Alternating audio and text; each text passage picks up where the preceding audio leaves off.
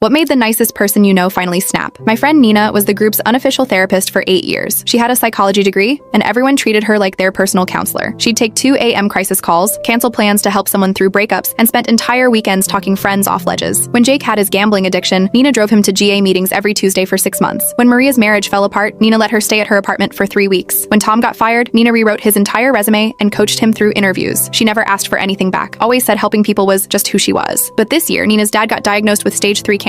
She sent one message to our group chat. Dad has cancer, having a really hard time, could use some support. The responses were immediate. Sending prayers, so sorry, here if you need anything. Love you girl, stay strong. Then, nothing. Nobody called, nobody visited, nobody even asked which hospital. 2 weeks later, Nina texted asking if anyone could drive her to the hospital because her car broke down and she couldn't afford Uber every day. Jake responded, wish I could, but I'm super busy with work. Maria, my car's acting weird too, sorry. Tom, have you tried the bus? The same people she'd driven hundreds of miles for couldn't spare 20 minutes. A month later, Nina's dad passed. She posted the funeral details in the group chat. Everyone reacted with sad emojis. The funeral was on Saturday at 2 p.m. Perfect weather, no conflicts. I got there early. The funeral home had rows of empty chairs. Nina sat in the front row with her mom and sister. That's it. By 2:15, nobody else from our friend group had shown up. At 2:20, Jake texted the group chat. Running late, save me a seat. He never came. Maria posted an Instagram story from a wine tasting. Tom was at a football game. After the service, Nina saw me and just said, thank you for being here. We went for coffee after. She was eerily calm. 8 years, she said. 8 years of 2 a.m. phone calls. 8 years of canceled plans to help them. My dad dies and they can't give me 2 hours. Her phone buzzed. It was Maria. Hey babe, I'm having a crisis with Derek. Can we talk tonight? I really need your advice. Nina laughed. Not a happy laugh, a broken laugh. She opened the group chat and typed, since none of you could make my dad's funeral, I thought I'd return the favor. I won't be making any of your events either. Also, fun fact,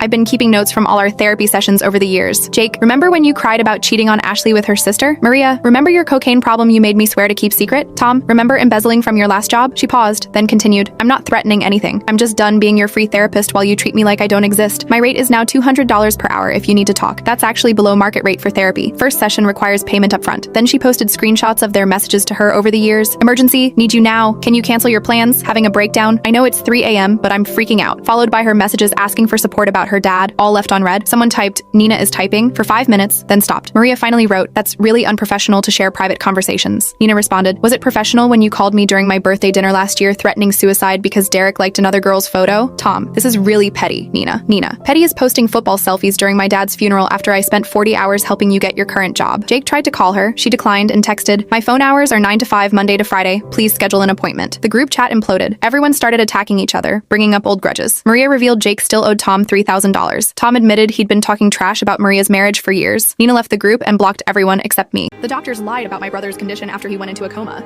They declared him brain dead even though he wasn't. They kept visiting him every hour, pressuring us to let him go. Knowing he was a registered organ donor, we tried to transfer him, but they refused. Eventually, we agreed to take him off life support. After his death, we learned he wasn't brain dead and had a chance to live. They rushed everything for his organs. We won the lawsuit, but it didn't bring him back. Who's the most evil person you've ever met? My dad's a heart surgeon, and while he was on his lunch break, he went to his usual coffee shop across the street from the hospital. While he was ordering, he noticed the cashier looked really pale and looked like he was gonna pass out. His shirt was covered in sweat, and my dad asked if he was okay. And not even 10 seconds later, he starts squeezing his chest. He was clearly having a heart attack, and before my dad could help him, he fell over and hit his head on the counter. Luckily, he knew exactly what to do, and since the hospital was right across the street, he literally picked him up and carried him over. As soon as they got through the doors, the guy stopped breathing, so he started doing CPR on him before they could get him to emergency. The guy survived, but little did my dad know he wasn't actually a cashier. This guy was actually the owner of the coffee shop and was one of the richest guys in our entire city. My dad was just glad he saved his life and didn't want anything in return. However, a month later when he went back, the same guy was standing behind the counter. He immediately recognized my dad and thanked him for literally saving his life. He went to order his coffee, and as he was paying, the owner says, hey, you didn't pay for your coffee last time I saw you. My dad didn't know what to say, and this guy actually rings him up for both of the coffees. My dad just paid and walked out. He never went back. A man tried to steal my seat on a flight, so I called him out. While flying to Las Vegas, I paid an extra $75 for a window seat with extra legroom because I'm disabled and need the space. When I boarded, I found a man sitting in my seat. Politely, I asked him to move. He stared at me like I just insulted him and responded, you shouldn't make a scene just because you want extra legroom. I kept calm and explained that I'd paid for the seat, but instead of moving, he stood up, towering over me. He was about 6 feet 1 inch and 300 pounds, while I'm petite. What he didn't know was that I served in Afghanistan and don't scare easily. So I gave him a choice. If you pay me $150 in cash, I'll give you my seat. I paid $75 for it, so I want double if you're taking it. He scoffed, "You want me to pay you for this seat?" That's when I dropped the line that silenced him. "So, you admit, you know it's not your seat. This is your last warning. I'll call the airline staff and they can escort you to your assigned seat. I booked this one because of my disability, a disability I got fighting for your freedom. Now, you're trying to steal it." The surrounding passengers immediately turned to stare, and his face turned bright red. Without another word, he slunk off to the middle seat he was assigned, pulling his hoodie over his head and sulking for the rest of the flight. To make it even better, I occasionally muttered, just loud enough for him to hear, "This extra legroom is so comfortable." I kept my name change a secret for 5 years. My parents had a strange sense of humor when naming their kids. My brother got the name Everest, which he loved. Strong, unique, and meaningful. Me? They named me Minnesota. They thought it was quirky and charming, but for me, it was a nightmare. In school, I was teased mercilessly. Kids called me Minnesota or just Soda Can. My parents insisted that everyone use my full name, saying it was a badge of honor. Even teachers winced when calling roll. By the time I turned 18, I was done. I legally changed my name to Nina and didn't tell a soul. College was a fresh start. Everyone knew me as Nina, and for the first time, I felt normal. My boyfriend Aaron even said my name sounded elegant. I didn't have the heart or courage to tell him the truth. Fast forward 5 years, Aaron proposed, and I said yes. Everything was perfect until I realized my birth name would be announced during the wedding ceremony. I had no choice but to tell my parents and Aaron the truth. When I told my parents, they were furious. They called me ungrateful, saying I destroyed a piece of our family's legacy. Aaron's reaction? He just stared at me, speechless. Finally, he said, "Why didn't you trust me with this?" The wedding's next week, and my parents refused to come. Aaron says he needs time to think. My brother Everest, though, texted me last night. "I wish I'd changed my name too. You're braver than I'll ever be. I don't regret becoming Nina, but standing at the altar next week, I wonder, will I be standing there